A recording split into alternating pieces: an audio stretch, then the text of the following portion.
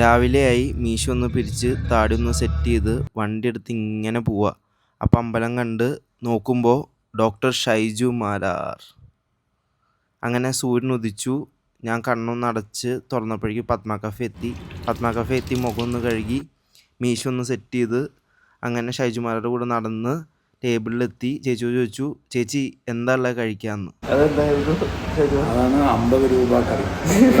50 രൂപ കറി വലിയ ബോളാണെങ്കിൽ 100 രൂപ, വലിയ പൈസ അല്ലെങ്കിൽ ചെറിയ 50 രൂപ കറി.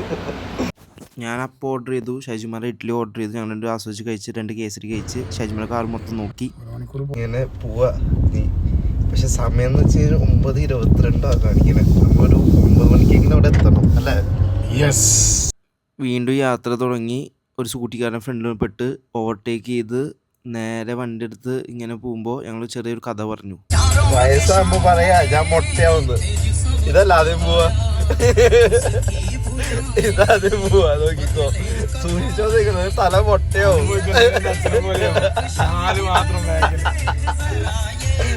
ഞങ്ങളെപ്പോലെ പണിക്ക് പോകുന്ന ഒരു ചേട്ടനെ ഞായറാഴ്ച ഞങ്ങൾ കണ്ട്.